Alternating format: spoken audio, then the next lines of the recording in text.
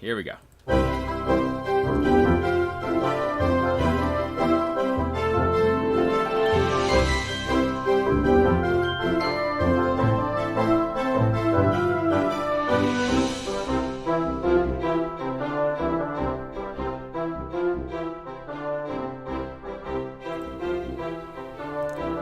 All right. Now I got the right opening in there.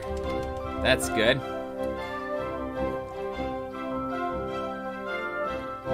I'm drinking my coffee out of a travel cup this morning. I had to get out of the house, and at 9 o'clock I had a meeting with the Department of Motor Vehicles to get our new RV properly licensed and plated. When we first bought it, I told them I was getting ready to go on a trip and I needed to do this, and they wouldn't. So this is some story about the way the whole process works, right? In the past, here in Jefferson County, if you wanted to get your license plates or registration or anything taken care of, you'd go into one of the buildings, you'd push a button, and you'd get a little ticket and have a number on it. Well, you'd say what you're there for. And so then while you're there, then you would sit there and you would wait for them to call your number. And so the entire room, the whole waiting room, would be crowded with people. Sometimes it seemed like whole families were there, crowded into the space. And so you'd be all stuffed in there. And I'm a bit of a germaphobe, have been a bit of a germaphobe most of my life. And so when I would go in there, I would always look, where can I be where I'm not right next to all these people? Well, sometimes you just couldn't. You'd just be packed in there, and there'd just be so many people. Well, right now, Jefferson County, they took this whole coronavirus thing very seriously. And so when you have to make an appointment and online, you have to get online, explain to an agent online what it is needs you to do, and they've made so much of it where you can do it online, which I really like, by the way. I'm a bit of an introvert in a lot of my ways. I like to conserve my energy to talk with people, to actually interact with people. And so I was glad to be able to, a lot of things you can do online, but not everything. So I had to get on the thing and tell them why I couldn't get, so they said, okay, you need to schedule an appointment, and here's the link, go schedule your appointment, and then here's the letter, print this letter out. So I went on this whole trip with my RV with just this letter, somewhere here, that says, to whom it may concern. I can't even find the right letter now. Here we go. There it is. Where it's to whom it may concern, and it just was the letter about COVID-19 and why they couldn't do it. So for a long time during COVID last year, they just shut everything down. And so now we have everything up and running. And in reality, when you arrive at the building, it is way more efficient than it ever was before. Before, you had all these people sitting there working the desks, and they will have, 12 to 20 desks all working for processing everyone who's coming in. And as people are coming in, it just starts piling up and piling up. And so if you're working behind the desk, you're having to take care of one person after another. And if they forgot something, if they forgot to bring in their insurance, or they forgot to bring in a license, or whatever they forgot, then you would have to tell them you can't finish them. They have to go back out, get their stuff, and go back at the end of the line. And so people would get grumpy. And so then the people behind the desk would get grumpy. And so it often was like not the happiest place to go. Like it should be a fun job, because you're like one by one plugging in the numbers and registering people, and then giving them their license plates and stuff. And so it should be a fun job, right? But a lot of times it was the grumpy place. Well, today when I went there, I had my little code that I could scan. Here we go. I have my email, so I could say, here I am. And I went in, and I was able to sit down. I arrived right about 5 minutes before my appointment. They got me in. I sat down, and there was nobody in the waiting room. There was nobody jostling against me. There was nobody sneezing and whistling over in the corner like usual. It was just everyone comes in, sit down, they took care of me, and then I walked back out. Very efficient. Nobody had to wait long, because we all had this. So I'm sitting there thinking about it, that I've always dreaded going to the DMV, because The long lines, the people sitting around, all of it, just everything about it. Like, you couldn't actually have conversations. It would be really loud in there. And so now you come in, you take care of business, and you leave. And so I'm thinking this is an improvement, and the efficiency level seems to be good. And so at some point, once they catch up to their 3 months or however long it was last year where they just didn't do anything, then they should be okay. But why does it take something like the fear of a pandemic to make people think through processes and efficiency and cleanliness? I don't know. It's just a thought that was my experience this morning. But because of that, I had made my coffee before I left. My apartment was only about 5 minutes from the house, so I made my coffee first. It's a dark roast from Whole Foods that someone gave me, and I really like it. And so I put it in a travel mug to keep it warm, and then I came home and scrambled to get everything ready because it's Tuesday, and by 10 o'clock I wanted to be on my coffee talk. Well, I was about 13 and a half minutes late, or 14 minutes late for Denver, Colorado. So here we are, and I have something. We had an awesome trip just the past couple of weeks. Good family time. I had especially some really good connection time with my sons. On the way home, we got to spend some time really. We played frisbee golf in several places, and I'm going to see if I can't find some of the pictures, and I will show you our frisbee golf adventures. Okay, here's one. Let's see if I can find a way to share that screen with you. Here we go. Window capture.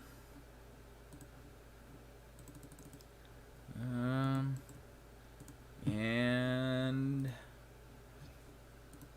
there we go. Okay, so here we are, and we are all geared up. This is up in, let's see, which place is this? This is,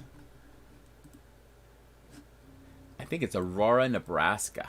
Yeah, Aurora Disc Golf. So just about 2.5 miles off of I-80, if you go north in Aurora, they have this really cute little disc golf place. It has a little creek running through it, got some bridges and stuff.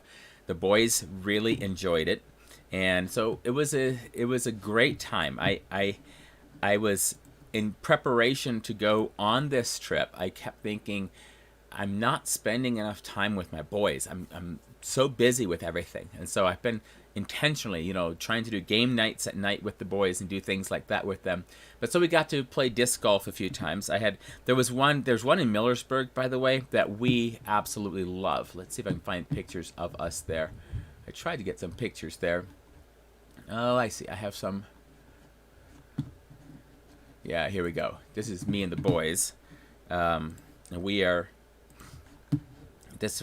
were all getting ready to go, and what we like about the one here in Millersburg there in Ohio was it's down in this little valley, and there's a real big creek flowing through it. The boys just loved it, and so they were running through the woods. It was a beautiful spring day. There was a creek. We were throwing frisbees.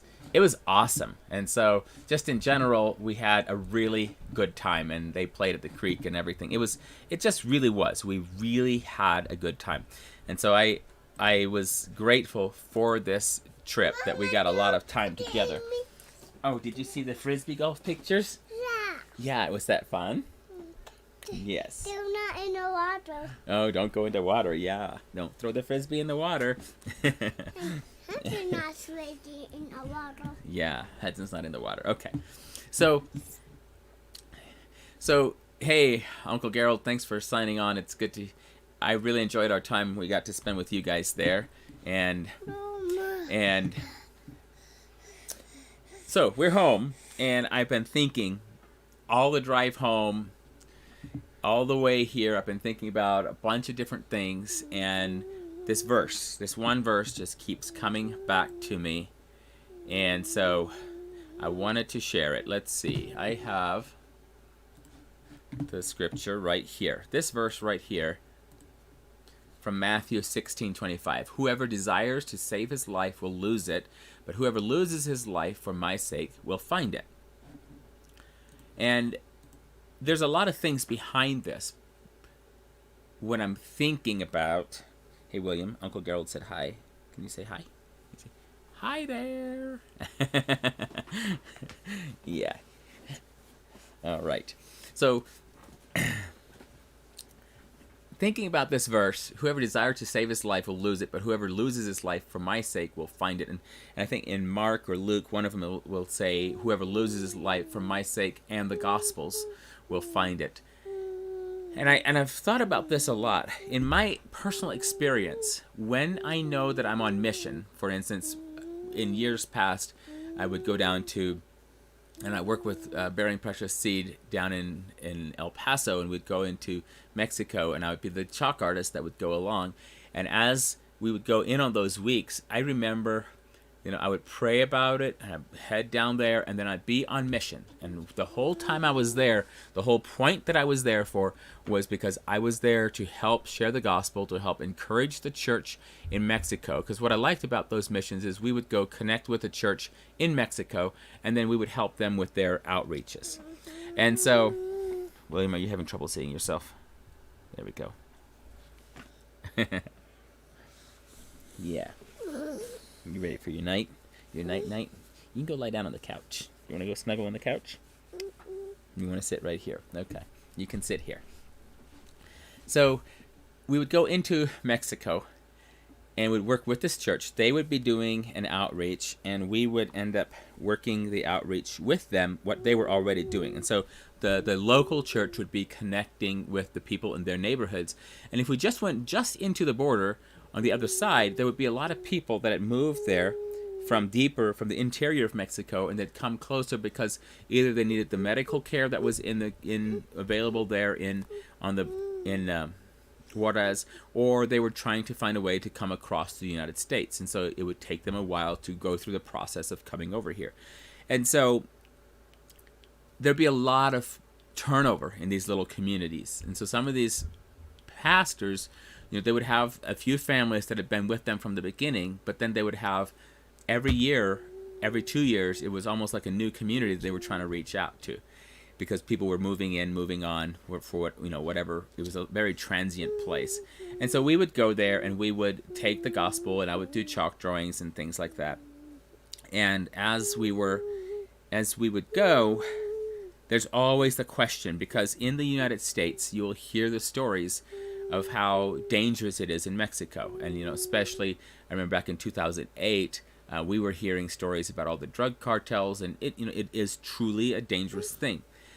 I just remember specifically around that time, we were in some little village in Mexico, and as we were chatting with the church group, one of the girls from the church there was asking the Americans how we did it living with the constant threat of shooting. And we looked at each other and we were so confused, because we were taking on, in our mind, additional risk to go into Mexico. And now she was asking us how we dealt with the constant risk at home. And so we talked a little bit more, and we kind of figured out that in Mexico, a lot of what you hear about what's happening in the United States is, you hear the school shootings, you hear the mass shootings. Like we recently had a grocery store shooting here in near us in Boulder.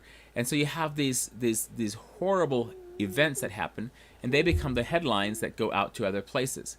At home, we're sad about those. We think they're horrible. But for the most part, unless it actually impacts our friends or our family, our lives go on fairly normal. And if you're listening to if you're on the outside looking in, you think, whoa, that's bad. And so we're on the outside, they're over there in Mexico, and yes, there are shootings. Yes, the cartels are having wars and stuff, but for the most part, if it doesn't impact your family or your friends, then you won't really notice. Your life just goes on. And I was thinking, I've thought about that so much of the time, that simple conversation where someone from Mexico is asking me how I deal with all the shootings in my country, and I'm thinking, but your country is the one that's dangerous. That's the news I hear.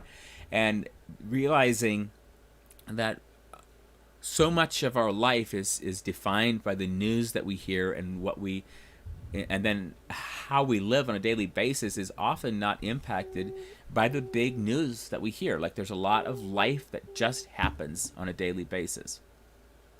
And so, in thinking through this verse, he who desires to save his life will lose it, but whoever loses his life for my sake will find it. I wanted to read actually starting the verse right before then as well. So let me go over there. So Matthew 16, verse 24. Then Jesus said to his disciples, if anyone desires to come after me, let him deny himself and take up his cross and follow me. For whoever desires to save his life will lose it, but whoever loses his life for my sake will find it. For what profit is it to a man if he gains the whole world and loses his own soul? Or what will a man give in exchange of his soul? For the Son of Man will come in the glory of his Father with his angels, and then he will reward each according to his works. Assuredly, I say to you, there are some standing here who shall not taste death till they see the Son of Man coming in his kingdom.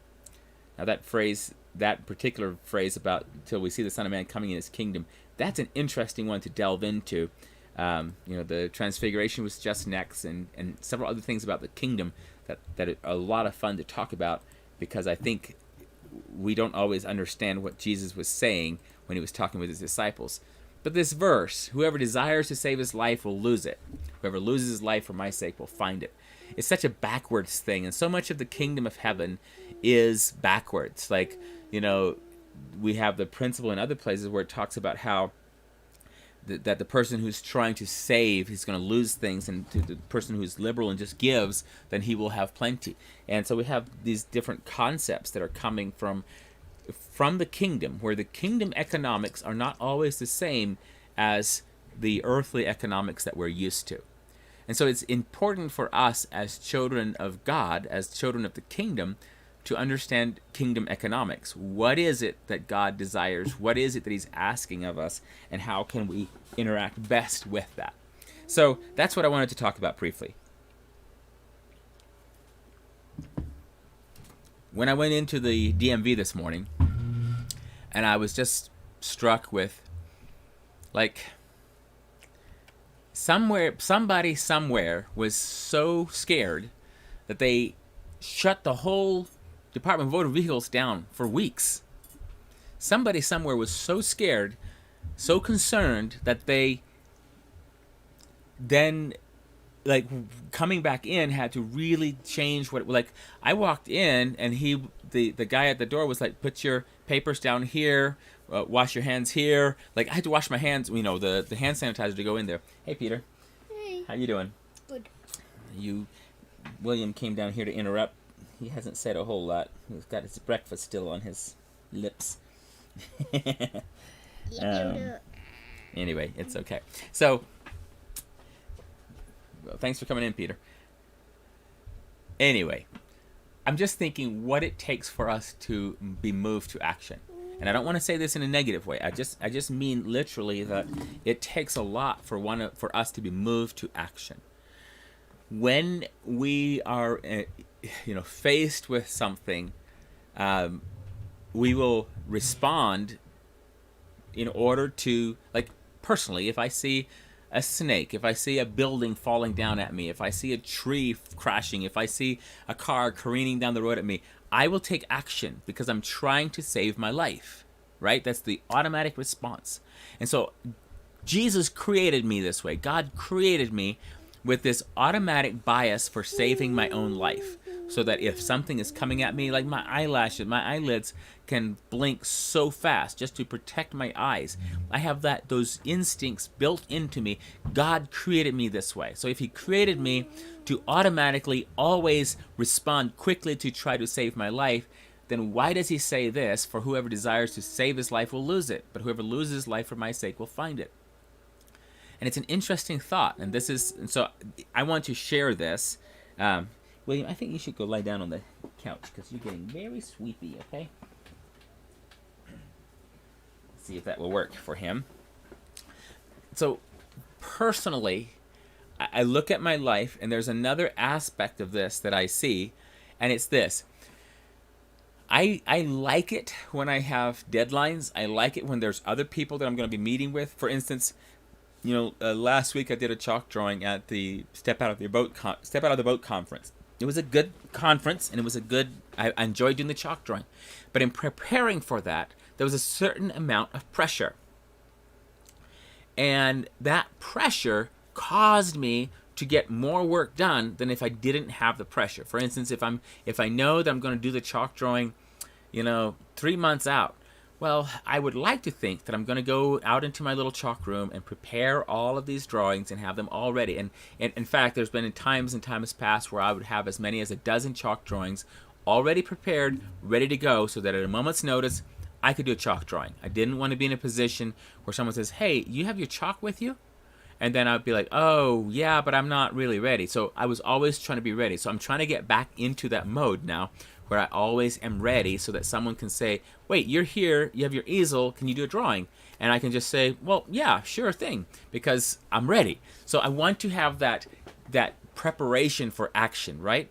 But there's something that happens where if there's pressure, if I know that I'm going somewhere and I can get so much more stuff done. Whereas if I just have all the time in the world, a lot of times, and maybe this is a personality thing, maybe it's a discipline thing, something that I need to change. But I really like those times in my life where there is enough pressure and enough action happening that I'm very productive, to where I'm on purpose saying, all right, now I've got to take half a day for rest here. Now we're going to go do something together as a family there. And I'm looking at the schedule and everything, and I'm being super productive, but I can then still rest well and do good things. I love that. And so in general, that's where I want to live. And I think I've looked at families, like I see mothers, just, I'm so blessed and challenged and impressed with the way a mom, she will handle so much pain, so much trouble in order to be taking care of her children. And if you were to just take you take a young girl and and this happens, right? I've seen a lot of young girls go through this. Their life is full of drama. It just seems up and down and up, and just there's so much happening. And you think, wow, what will they do if they are ever a mother? How will they handle that pressure? And then they get married, and then they have a child, and they become a mother, and all of this up, down that was happening when they were single without much going on, it just levels out. They become self-sacrificing. They become disciplined. They love their children. They're willing to power through so much pain. It's amazing the transformation that happens when the challenge is put there in front of them. It's like a new adventure, a new challenge. Now, it can go on past that point and become depression and other things where they're not handling it well again. But for the most part, I've seen young ladies go from the very stormy years, the drama-filled years, to suddenly being a mom, and it just seems to level out, and it does my heart good to see them doing something that God created them to do, and they're loving it, and it's hard. And they're sacrificing. And so I'm going back to my story from going into Mexico. That's one of the things that would happen. I remember times when I would get very little sleep, but I was serving the mission, and I was there, and I was on target, and I loved it. I was thriving, and I was willing to go. And other people would say, "Are you sure it's safe to go down there?" And I'm like, I don't think it's ever safe to do anything, but it's really good to obey God, and I think God has called me to do this. And so off I went and would take risks because I wanted to serve God. And so I would obey. But if I was left at home, and this would happen over and over again, if I was at home and I had 3 weeks with nothing to do, and I'd just go to work and come home, and sometimes I would even be between work, depending on which industry I was in at the time. If I was in construction or something, I wouldn't always have work. And so I'd have a couple days, and I'd just get absolutely nothing done, and I hated it. But then suddenly, work would show up, ministry would show up, opportunity would come, and I would be working so hard and accomplishing so much. And I would look at the week or the month of that time and think, wow, if I could live the entire year at that level of productivity, that would be awesome. And I love it. And so I'm getting after that little bit of something right there. What is it about us as humans that when we're presented with something, we rise up to the challenge. I've read stories of things that happened back in the 1940s, during World War II, where here on the home front in America, there were a lot of shortages and a lot of things happening, but it felt like a lot of the communities pulled together and they did things together, and they had rubber drives and all kinds of different things that they were doing in order to help support the bigger cause. And this is, I think, the secret that's in here and this is what Jesus is getting at in when he's talking there in Matthew. We were designed by our Creator for a bigger cause, something bigger than us. And so when we find that in life, we are willing to sacrifice incredibly to do that, something bigger.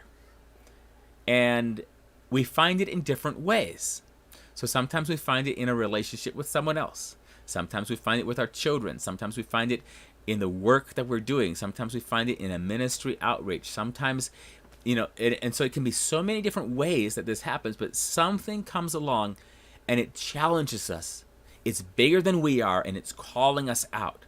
And at a time like that, when we look at the challenge that's ahead of us and we say, oh, but there are risks. And it is a little dangerous, so I think I'll just stay home. And just on a very practical level, the level of activity and liveliness and life that you will get from taking on the challenge and going out and doing something bigger than yourself is huge. But if you out of fear say, oh, I don't think I should do that, and you stay home, the level of activity and the level of life just oozes out, and pretty soon you're down here, and it's not, you don't like yourself. I'm talking from my own experience. You don't like yourself, you don't like things going around you, and it's just, life is just not good. But if you have a bigger cause that you're part of. So here's a thought. Well, I want to share this too. So this is from Pastor Dan McConney up in at the church at Ellerslie, about an hour north of me, and he was talking about something the date says September the 3rd, 2020. I was at a pastor's conference, and he was speaking, and he brought in this idea, and he made this statement. He said, true disciples are anti-fragile. And then he went on to explain. So in military terms, that's where he comes from. In military terms, and you have some things that are fragile. So you might have a process or an actual product or something that is fragile. And so if you have this, if something is fragile, and he used the example of the little wine glass, the wine glass thing. He said, if you have a fragile wine glass, something happens, it shatters. So you say, well, I don't want the wine glass to be that fragile, so I'm going to try to make it more robust and more resilient. So you start working with how you temper the glass, what you do with it. So you start working and you make it more robust and more resilient, so that when something comes along that would have shattered the fragile glass, now instead of shattering it, it holds in the face of that danger. So now you have something that's robust and resilient. But what he's calling us, and this was the one point in his message, he said, we are not just, as Christians, we're not supposed to be fragile, and we're not supposed to just be robust and resilient. We are supposed to be anti-fragile. And so something with anti-fragile is over here. You have the wine glass, and this is a really funny example for me because I just cannot picture this. So I have the wine glass, and bing, it shatters. Okay, fragile. So I make it more robust. Bing, it's still strong. Now I go to anti-fragile wine glass, and I go bing, and it gets stronger. But this is the point for us as Christians. We can be fragile in areas, we need healing, but once we have Christ's healing in us, once we have the Holy Spirit working through us, and as we are forgiving people, as we are loving people, as we are allowing the Holy Spirit to pour through us and into the lives of others, when something comes along, bing, and starts hitting us, instead of becoming broken and shattered, we become stronger. We become anti-fragile, to where the opposition that comes against us, instead of destroying us, makes us stronger. It's the principle from, that Joseph spoke about, went to his brothers. He said, Satan meant it for evil, but God intended this for our salvation. And so it's not saying that something won't hurt. It's not saying that we won't need healing. But because of the Spirit of God within us, when it comes against us, when the opposition comes against us, instead of breaking us, and even not just us being resilient and being able to resist it, we become stronger. This is the nature of discipleship. And so I'm thinking about what Jesus said, whoever desires to save his life will lose it. I'm thinking about that. I'm thinking, okay, so if this is true, if this is the case, then how am I supposed to be losing my life in order to find it? What is this concept? And so what happens is, as so often is the case, is we have a question of focus and a question of priority. So if your first priority is just to protect the fragility of what you're doing, yourself, you're trying to protect yourself, then this is like packing the wine glasses, and you keep packing them, but the wine glass is still the wine glass, and so you're protecting it, and now it's wrapped inside bubble wrap and cellophane, and it's inside a cardboard box that's inside another cardboard box, and it's not being useful for the purpose that it was designed for. But if you make it robust and resilient, then you bring it out and you put it into this dangerous place, and it's resisting being broken. But then you make it anti-fragile. So now we come from hiding in the bubble wrap to resiliently, boldly standing for another purpose, and we're doing what, in the wine glass example, it's doing what it's supposed to do. In the Christian disciple example, when Christ called us, he didn't call us to be safe. He didn't call us to be wrapped up in bubble wrap. He didn't call us to be isolated somewhere. He called us for a purpose. And when we submit to him and surrender to him, and we're walking in that purpose, then we will not just be, we'll move past fragile, we'll move past the robust resilience, and we'll become anti-fragile. Whereas the enemy throws darts at us trying to destroy us, it makes us stronger. It makes us stronger. And so the more opposition, the more attack, the stronger we become, because we're anti-fragile. And this is the thing that I wanted us, this is the thought, and I'm going to close with this thought. So, in the absence of a higher call, we as people will look for something that we can make. And I'm telling you what, our news media right now is nuts. I love the concept of news media and journalism. I wanted to be a journalist myself, okay? But a couple of weeks ago, we were having a snowstorm here, and our news media needed something to talk about. And so they started talking. There was a possibility of 5 feet of snow in a few places in Colorado. They talked about it until Denver and every surrounding area was going to have 5 feet of snow. It was going to be the apocalypse, the snowpocalypse. It was going to be bad. And so then, first of all, it took 24, 48 hours longer to get here than they first thought it would. And when it finally got here, it was like a foot in some places almost 2 feet. So this was the headline on Monday morning. It was like, Denver covered with, some parts of Denver covered with almost 2 feet of snow. And so it went from 5 feet to almost 2 feet. And I thought, 2 feet, 18 inches, 20 inches, that's a memorable news line. Wait until it's time and then announce it as that. This is how much snow we got. And then it's awesome. But if you were blasting 5 feet of snow first, and then you have to downgrade it to your almost 2 feet, then it's kind of anticlimactic, and it's not that cool. But why would they do that? Well, it's not just because, you can name all kinds of things, but there is something inside of us. In us, we have a bias for excitement and a bias for action, a bias for life and zest. And so if we are not living on a level that has a high enough call, we will start trying to make a cause out of other things. So for instance, I think about this. If you are dealing with people who are literally in slavery and bondage, like sex trafficking, and you're rescuing those people, you will be busy about that, and it will take all of your life and your energy, and you will be busy, and you will be operating the way you were created to operate. But if you're not doing that, you will need something else to do. And so you'll look around and you'll notice that maybe a pet is uncomfortable or something. And so you'll mount a campaign and create the same sort of fervor and excitement that should go with rescuing souls from the pit of hell. And you start applying it to rescuing cats from someone's backyard. And so, and again, there are people who do this. That's necessary to take care of animals. I'm not saying that, but I'm just saying we need some level of excitement. So this is the way I'm looking at the pandemic. I see that there were people that were busy about the kingdom. And when the pandemic and things hit, they continued to care for people, love people, take care of people. But there were other people who had long since gotten distracted, who were living in the malaise, who really didn't have a lot going on.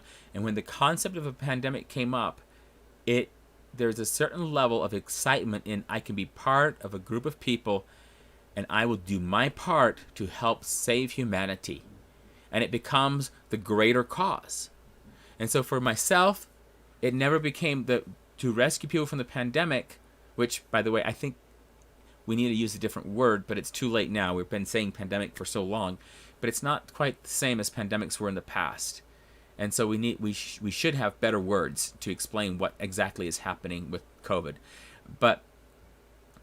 And I talked about this in a previous coffee talk, but I wanted to challenge you and say, what is your highest calling? We all have different callings.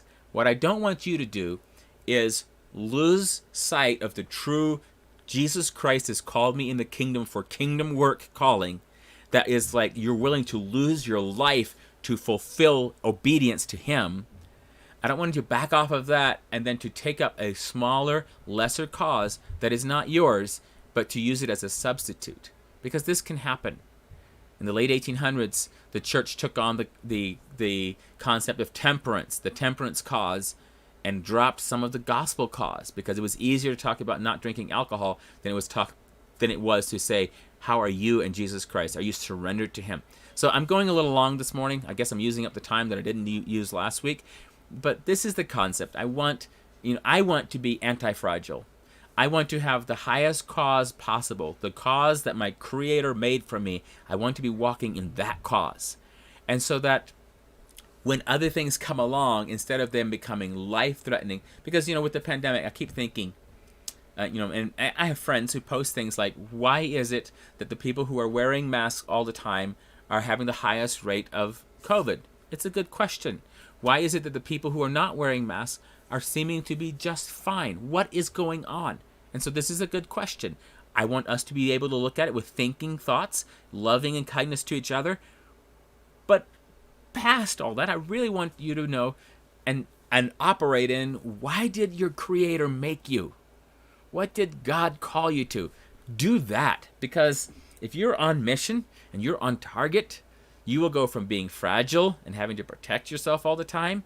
You'll go from that to being robust and doing things that you marvel at yourself. How am I doing this? Well, you're not. The Spirit of God is working through you to do what He created you to do. And then you continue in that, and pretty soon you find yourself in the anti-fragile, where something that would have destroyed you at one point now makes you stronger. That's our goal, that we would seek to obey Christ. And not that we just want to go die, but we want to be willing to lose our life the way we know it now in order to truly experience the life of Jesus Christ. So that's my thought for today. I am so grateful for you guys. Oh, hold on, how did I do this? There we go.